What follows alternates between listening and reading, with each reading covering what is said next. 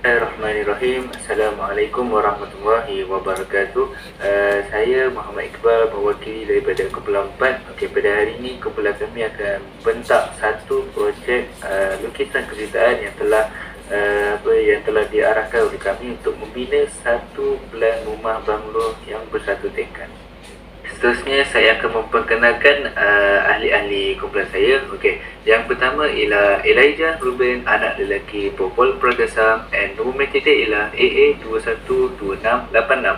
Yang kedua ialah Muhammad Syakir bin Sharifuddin, nombor mereka ialah AA212115, and nombor tiga ialah saya Muhammad Iqbal Hadi bin Abdul Rahani, AA212621, and yang terakhir ialah Muhammad Sufi Firdaus bin Muhammad Fauzi, nombor penting ialah AA212122. Assalamualaikum warahmatullahi wabarakatuh. Nama saya Muhammad Iqbal Hadi bin Abdul Rahani, nombor metrik AA212621. Okey, untuk pertandingan kali ini saya akan membentangkan daripada pengenalan hingga ciri-ciri ruang tamu. Okey, kita pergi pengenalan. Di dalam laporan ini juga kami akan menerangkan mengenai ciri-ciri rumah kami, jenis bilik dan ruang yang ada, keluasan secara umum bagi keseluruhan rumah dan bagi setiap bilik dan ruang yang ada, bahan binaan rumah dan jenis bumbu yang dipilih. Kami juga akan sertakan plan rumah yang kami cipta di laporan ini. Projek pembinaan yang kami jadikan sebagai laporan projek ialah rumah banglo satu tingkat seperti yang telah ditugaskan kepada kami. Okey, seterusnya saya akan membentangkan ciri-ciri keseluruhan rumah. Okey, jenis rumah banglo, bilangan tingkat satu tingkat, luas keseluruhan 113.40 meter persegi, luas tapak 13.5 meter kalikan dengan 10.5 meter, bilangan pintu ada 8 pintu, bilangan tingkap ada 16 tingkap, bilangan ruangan ada 8, bilangan bilik tidur ada 3, bilangan bilik stor ada 1, bilangan dapur ada 1, ruang tamu ada 1, bilik air ada 2 dan ada 1 anjung garaj. Seterusnya saya akan membentangkan ciri-ciri ruang tamu bagi plan rumah yang telah kami buat.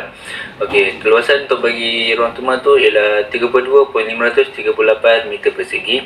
Dan dalam ruang tamu tu ada 3 sofa, 3 pintu, 2 meja, 1 meja makan, ada 4 tingkap dan ada 1 televisyen.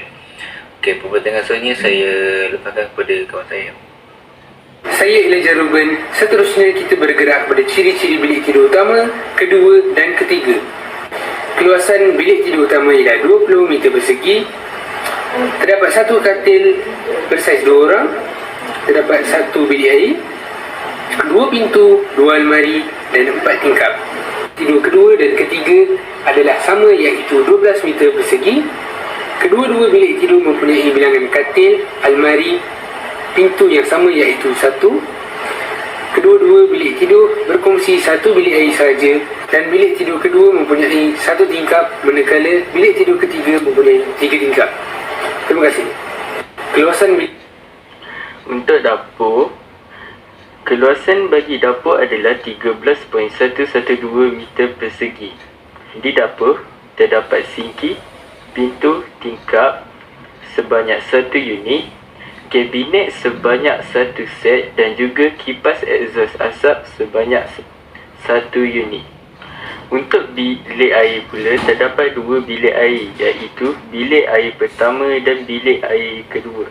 Untuk bilik air pertama terletak di dalam bilik tidur utama, manakala untuk bilik air kedua terletak di antara bilik tidur kedua dan bilik tidur ketiga. Keluasan bagi bilik air adalah 5.25 meter persegi dan mempunyai sebanyak 1 unit bagi sinki, jamban dan juga tingkap. Untuk ciri-ciri ruang lain, terdapat bilik stor yang mempunyai keluasan 1.2 meter persegi dan mempunyai sebuah tingkap dan pintu. Yang kedua, ada anjungan garaj yang mempunyai keluasan 22 meter persegi yang mempunyai sebuah lampu, dan juga ruangan sebelah dapur yang mempunyai keluasan 6.6 meter persegi dan mempunyai sebuah pintu. Assalamualaikum warahmatullahi wabarakatuh. Saya, Muhammad Syakir bin Syarafuddin, akan membentangkan tentang bahan-bahan pembinaan dan kesimpulan bagi laporan ini. Terdapat dua bahan-bahan dalam pembinaan ini, iaitu bahan-bahan asas dan bahan-bahan sampingan.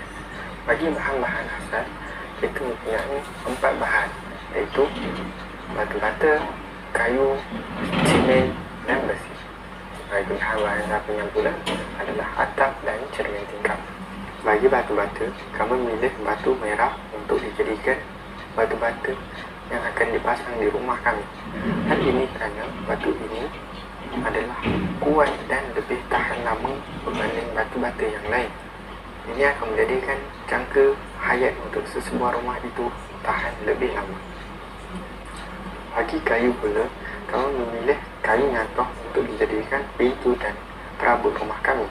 Hal ini kerana kayu ini adalah kayu yang jenis keras tetapi ianya ringan.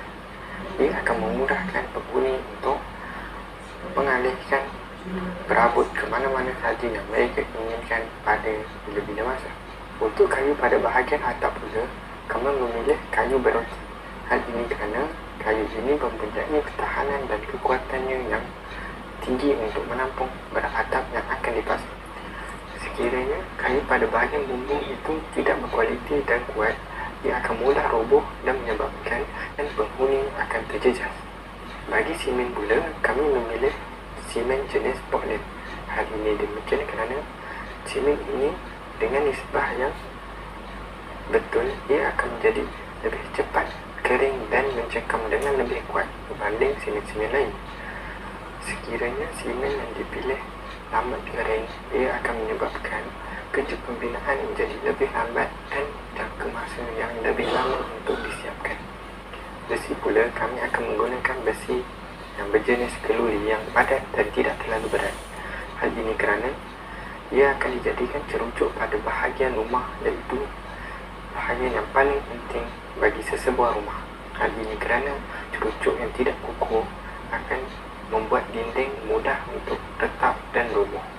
Maka bahagian cerucuk perlulah dititik beratkan dan tidak boleh dipandang remeh kerana ianya akan menyebabkan rumah untuk senang roboh. Bagi bahan sampingan pula, iaitu atap, kami menggunakan atap yang berjenis atap genting kerana ianya lebih berat dan tahan lama. Atap ini juga sesuai digunakan bagi cuaca di Malaysia, iaitu ia dapat Okey, seterusnya ialah gambaran plan lantai dan plan bumbung yang kumpulan kami buat.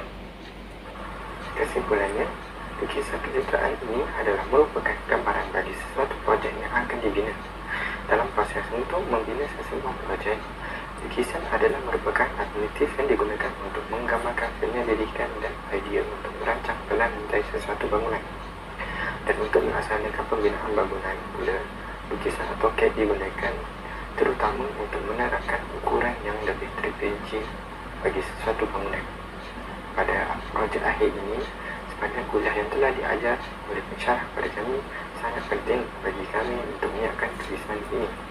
Kami mengucapkan ribuan terima kasih kepada semua yang telah membantu kami untuk menyiapkan projek ini. Sekian, terima kasih. Sekian, terima kasih daripada kami kumpulan 4. Wabillahi taufiq wal hidayah. Wassalamualaikum warahmatullahi wabarakatuh.